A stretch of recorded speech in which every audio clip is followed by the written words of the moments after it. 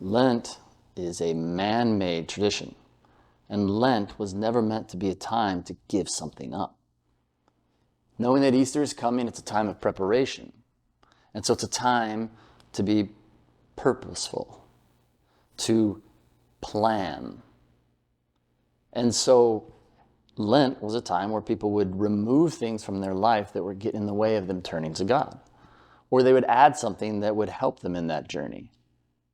And then it would be a community of faith doing it together. So it was never meant to be a time to get rid of chocolate chip cookies or read more books.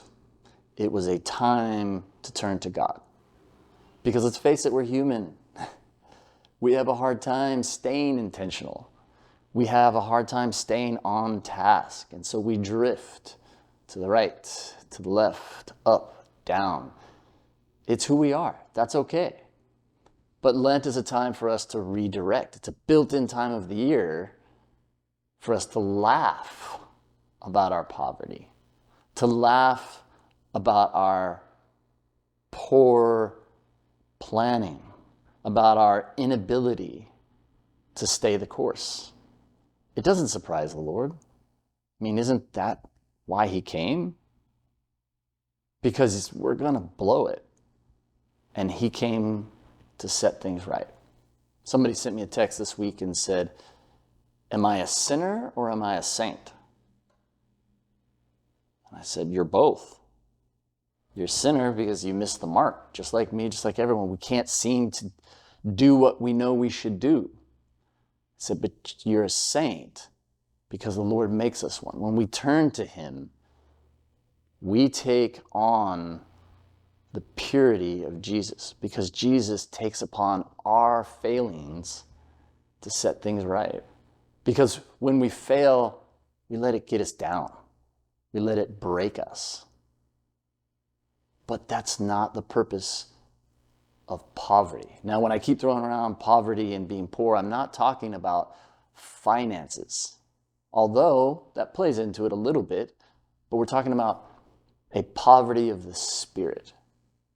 Remember in the Sermon on the Mount when Jesus said, "Blessed," which means good for you who are poor in spirit.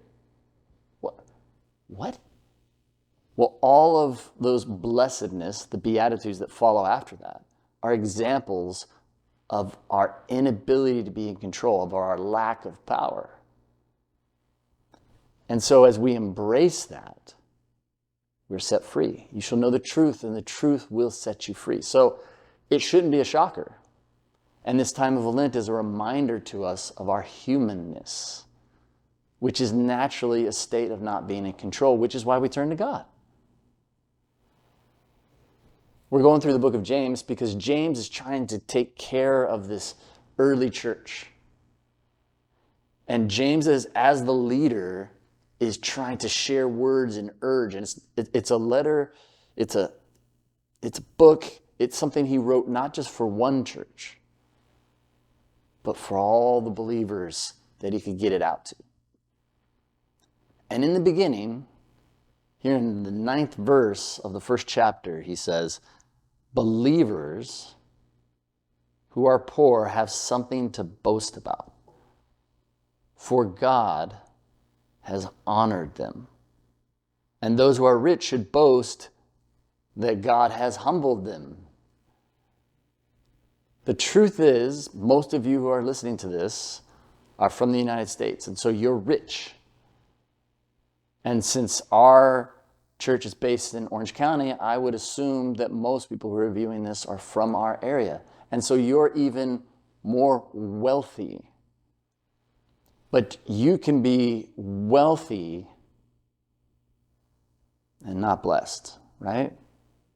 But being wealthy, having nothing is not the goal.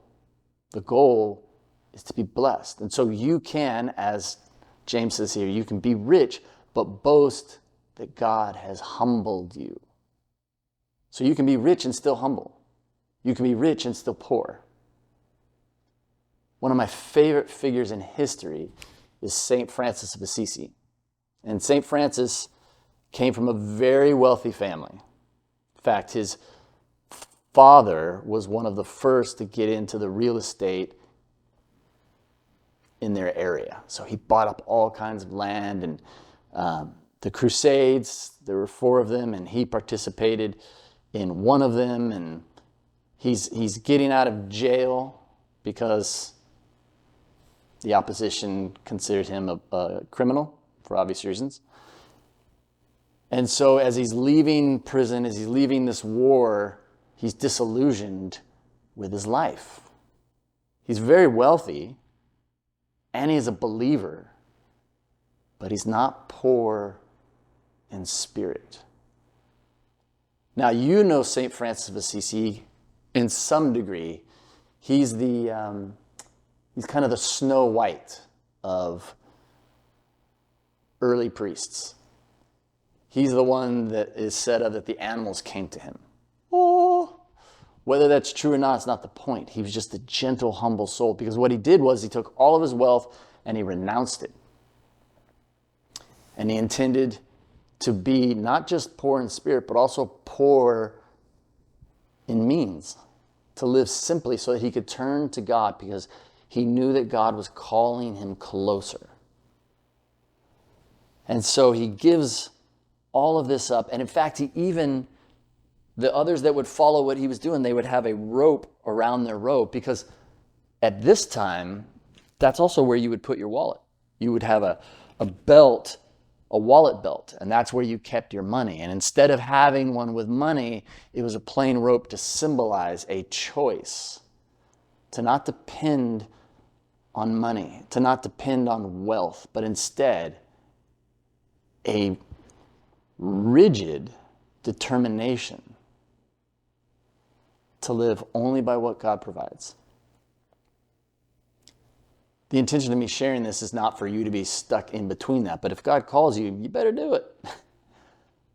But the purpose of me sharing this is that St. Francis understood it.